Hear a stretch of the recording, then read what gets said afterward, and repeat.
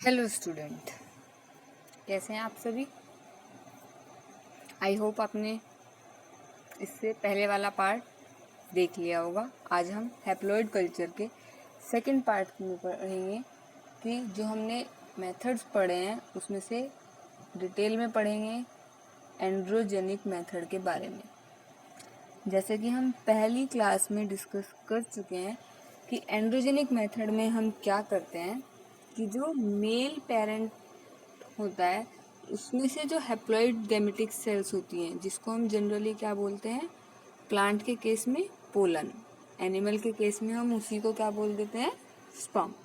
तो इसमें जो मेल पार्ट है या मेल गैमेट है उसको हम क्या बोलते हैं, पोलन या माइक्रोस्पोर। जो पोलन की इमेच्योर फॉर्म होती है उसी को हम क्या बोलते हैं, माइक्रोस्पोर। तो माइक्रोस्पोर्स बेसिकली जो उनका फेट होता है वो क्या बनाते हैं, gametes for the sexual reproduction, जिसमें मेल गैमेट और फीमेल गैमेट के फ्यूजन से क्या बनता है, एक एम्ब्रियो।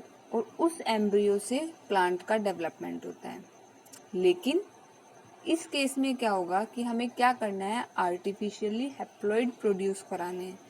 तो उस केस में पोलन ग्रेन या ओवा से लेके ही हम क्या करते हैं, एक कंप्लीट प्लांट का डेवलपमेंट करते हैं। तो क्योंकि बेसिकली हम किसके बारे में पढ़ रहे हैं, एंड्रोजेनिक मेथड के बारे में।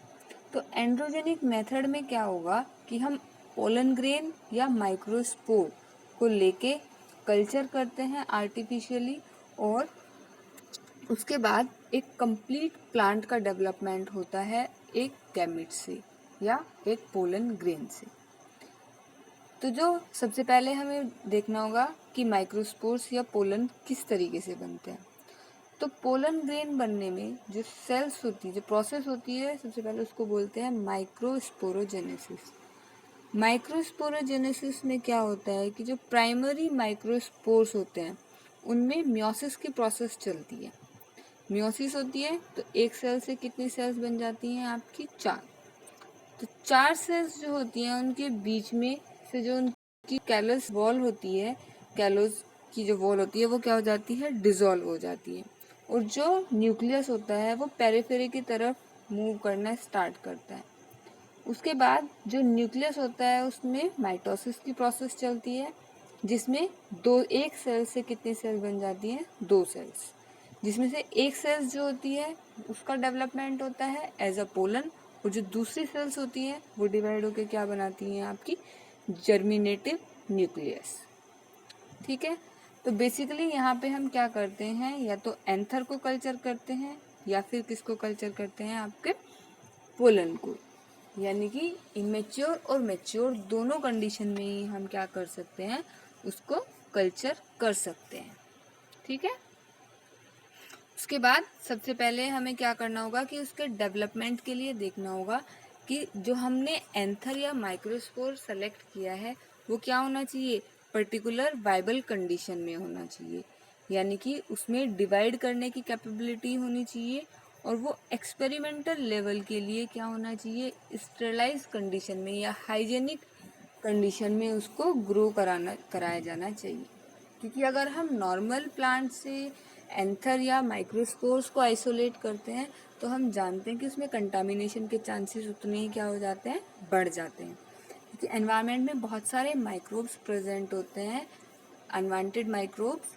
उनसे फ्री रखने के लिए हम क्या करते हैं, उस पर्टिकुलर एंथर या माइक्रोस्पोर को आइसोलेट हमें जिस प्लांट से करना है तो हम उस प्लांट को ही क्या करते हैं, आइडेंटिफाइड कंडीशंस या एक्सपेरिमेंटल कंडीशंस के अंडर, पर्टिकुलर ह्यूमिडिटी कंडीशंस के अंदर ही हम उसको क्या कराते हैं, ग्रो कराते हैं। और जब पोलन और माइक्रोस्पोर्स पर्टिकुलर स्टेज में होते हैं तो ही हम उनको क्या करते हैं, वहाँ से आइसोलेट करते हैं, और फिर फर्दर प्रोसेस के लिए हम उसको यूज़ करते हैं। तो उसके लिए हमें क्या करना होता है कि एंथर को क्या करना होता है, मेंटेन करना होता है। तो मेंटेनेंस ऑफ एंथर कल्चर हम किस तरीके से करते हैं, तो वो वेरी करता है स्पीशीज टू स्पीशीज, या जो भी हम चूज कर रहे हैं उसके बेसिस पे। जो जनरली हम प्रोसेस यूज़ करते हैं उसमें हम क्या करते हैं कि जो हमें एंथर यूज़ करना है एक्सपेरिमेंट में उसको हम 12 से 18 यानी कि 12 to 18 आवर्स के लिए 28 डिग्री सेंटीग्रेड पर लाइट कंडीशन में रखते हैं और टेम्परेचर वहाँ का कितना रखते हैं 28 डिग्री सेंटीग्रेड।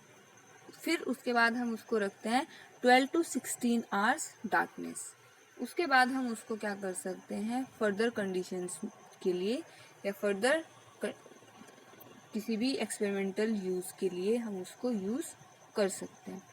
कभी कभी क्या होता है कि कुछ प्लांट्स को जो है लो लाइट की ज़रूरत होती है, वो हाई टेम्परेचर पे या हाई लाइट कंडीशन में सरवाइव नहीं कर सकते, तो उनको हम क्या करते हैं डार्कनेस में रखते हैं ज़्यादा टाइम के लिए।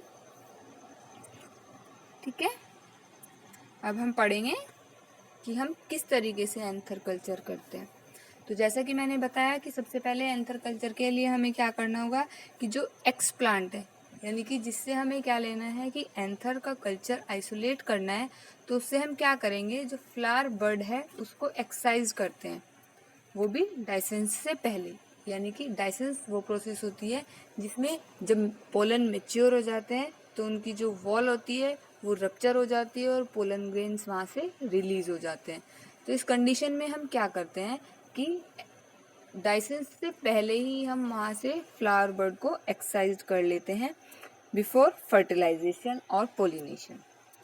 उसके बाद हम क्या करेंगे जो हमारे एंथर्स होते हैं उसको हम स्टरलाइज करने के बाद या तो डायरेक्ट प्लेटिंग कर सकते हैं एम्ब्रियो डेवलपमेंट के लिए, या फिर हम क्या करते हैं उनकी मेच्योरिटी को देखने के लिए कि वो पर्टिकुलर कंडीशंस के लिए वायबल है या नहीं, उसको हम क्या करते हैं एक सोल्यूशन होता है एसिटोसिरिंजोन का, उसमें डिज़ोल्व करते हैं, एक बीकर में लेंगे और उसको क्या करेंगे वहाँ से हम उसको क्रश कर लेते हैं। तो जो पोलन ग्रेन्स होते हैं वो क्या आ जाएंगे आपके सोल्यूशन के अंदर आ जाएंगे। कलेक्शन ऑफ पोलन्स के बाद हम क्या करते हैं उनको वॉश करते हैं और एक फिल्टर के थ्रू हम उसको क्या कर लेते हैं स्टेरलाइज, या क्या करेंगे जितने भी पोलन्स जो होंगे वो इमेच्योर कंडीशन में होंगे उनको हम वहाँ से क्या कर लेते हैं सेपरेट आउट। उसके बाद हम क्या कर सकते हैं उसको डायरेक्ट कल्चर कर सकते हैं या तो सॉलिड मीडिया पे या लिक्विड मीडिया पे। धीरे धीरे वो क्या हो जाएंगे जैसे जैसे ग्रो करते जाएंगे, तो उसके बाद हम क्या करेंगे जो उसकी डेवलपमेंट की स्टेज होगी तो वो कैसे होगी, सबसे पहले वो हार्ट स्टेज में कन्वर्ट होंगे, फिर धीरे धीरे पहले ग्लोबुलर स्टेज में, फिर हार्ट स्टेज में, फिर टोरपेडो में। और इस तरीके से हम क्या करते हैं जैसे ही उसमें डिफ्रेंशिएशन स्टार्ट होता है, शूट और रूट का डेवलपमेंट होता है, तो हम क्या करते हैं उसको कॉल्चिसिन का ट्रीटमेंट देते हैं। कॉल्चिसिन क्या होता है उसके प्लोइडे लेवल को इंक्रीज करने का काम करता है। तो इस तरीके से हम क्या करते हैं एक एंथर से ही कंप्लीट प्लांट का डेवलपमेंट कर लेते हैं। उसके बाद हम उसको स्टरलाइज कंडीशन के अंदर सॉइल में ट्रांसफ़र कर सकते हैं और फर्दर एक्सपेरिमेंटल प्रोसेस के लिए हम उसको यूज़ कर सकते हैं। इसी तरीके से हम क्या कर सकते हैं जो दूसरा मेथड है हमारा उसमें हम क्या करते हैं कि डायरेक्ट एंथर को लेके स्टरलाइज करने के बाद हम क्या करते हैं उसको प्रोलिफरेटिंग कंडीशन में रखते हैं जिससे कि वो किस में डेवलप हो जाता है कैलस में। फिर हम उसको दोबारा से रिकल्चर करते हैं उसके फर्दर डेवलपमेंट के लिए कि कैलस से में फिर क्या हो जाता है डिफ्रेंशिएशन, रीडिफ्रेंशिएशन, और इसी तरीके से एक कंप्लीट प्लांट जो है हमारा वो डेवलप हो जाता है जिसको हम फर्दर सॉइल में ट्रांसफ़र कर सकते हैं। ठीक है, उसके बाद जो प्रोडक्शन ऑफ एंथर होता है या हैप्लॉइड प्रोडक्शन, उसमें जो डिविजन्स की स्टेज होती हैं वो हम क्या कर सकते हैं उनको हम 4 क्लास में डिवाइड करते हैं। उसके लिए क्या है 4 पाथवे हैं यहाँ पे दिए गए हैं, पाथवे 1, पाथवे 2, पाथवे 3, पाथवे 4। तो इनमें क्या डिफरेंस होता है कि जो पाथवे 1 है, पाथवे 1 में क्या होता है कि जो माइक्रोस्पोर में डिवीजन होता है, यहाँ पे बेसिकली क्या होता है माइटोसिस की प्रोसेस चलती है। तो जो माइटोसिस की प्रोसेस होती है वो कैसी होती है, जो डिवीजन होता है वो आपका होमोजीनस होता है, यानी कि जो एक सेल से पहले न्यूक्लियस डिवाइड होता है तो वो इक्वली पार्ट्स में डिवाइड हो जाते हैं, जैसे कि आप फिगर में देख सकते हैं पाथवे 1 में कि माइक्रोस्पोर्स जो है वो इक्वली पार्ट्स में डिवाइडेड है। तो इसमें क्या होता है, एक पोलन ट्यूब होती है और दूसरी जर्मिनेटिव ट्यूब होती है। दोनों ही क्या करेंगी, मल्टीप्लाई करेंगी और एक सिंगल सेल से धीरे धीरे एक इसमें कन्वर्ट हो जाएगा मल्टी सेलुलर पोलन में। दूसरा पाथवे है आपका, इस पाथवे में क्या होता है, जिस पे लिखा हुआ है पाथवे सेकंड, इसमें जो डिवीजन होता है वो कैसा होता है, अनइक्वल। जो हमारा डिवीजन होगा वो कैसा होता है, इक्वल ना होके कैसा होता है, अनइक्वल, जिसमें कि एक जर्मिनेटिव ट्यूब और दूसरी कैसी होती है, पोलन ट्यूब। जर्मिनेटिंग ट्यूब जो होती है वो डिवाइड कर भी सकती है और नहीं भी, तो वो क्या बना लेती है, जैसे कि आप फिगर में देख रहे हैं कि जर्मिनेटिव सेल्स डिवाइड नहीं कर रही हैं लेकिन पोलन सेल्स डिवाइड कर रही हैं। ऐसे पोलन सेल्स जब तक डिवाइड करती रहेंगी जब तक कि वो मल्टी सेलुलर पोलन में डिवाइड नहीं हो जाता। पाथवे थर्ड भी कैसा होता है आपका, अनइक्वल डिवीजन होता है, यानी कि जो मेजर पार्ट होता है वो आपका पोलन का होता है और जो माइनर पार्ट होता है वो आपका जर्मिनेटिव ट्यूब का होता है या जर्मिनेटिव सेल्स का। वो क्या करती रहती हैं, फर्दर डिवाइड करने की कैपेबिलिटी उनमें कम होती है, वो डिवाइड कर भी सकती हैं और नहीं। नेक्स्ट पाथवे जो आता है आपका वो आता है पाथवे फोर। पाथवे फोर में भी डिवीजन कैसा होता है आपका, अनइक्वल होता है। एक वेजिटेटिव सेल्स होती है जो, और दूसरी कैसी होती है, जर्मिनेटिव सेल्स। इसमें से जर्मिनेटिव सेल्स के पास डिवाइड करने की कैपेबिलिटी कम होती है, जबकि जो वेजिटेटिव सेल्स होती है वो प्रॉपरली डिवाइड करती है और इस तरीके से जो माइक्रोस्पोर्स है वो किसमें कन्वर्ट हो जाता है, मल्टी सेलुलर पोलन ग्रेन्स में।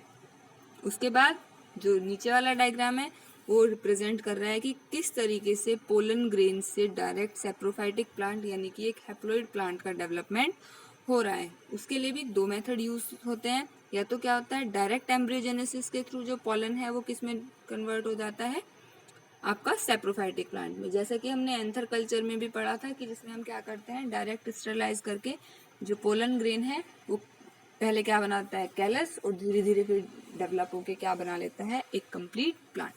तो इसी को हम क्या बोलते हैं, डायरेक्ट एम्ब्रियोजेनेसिस। या फिर जो डिफरेंट डिफरेंट फेज होती हैं उसके थ्रू भी हम क्या कर सकते हैं, पोलन ग्रेन्स जो है वो एक सेप्रोफाइटिक प्लांट में कन्वर्ट हो सकता है। ठीक है, आई होप आपको वीडियो अच्छे से समझ आया होगा। जो आपके नोट्स हैं वो आपको व्हाट्सएप ग्रुप पे सेंड कर दिए जाएंगे। अगर आपकी कोई भी क्वेरी है तो आप व्हाट्सएप ग्रुप पर पूछ सकते हैं। Thank you.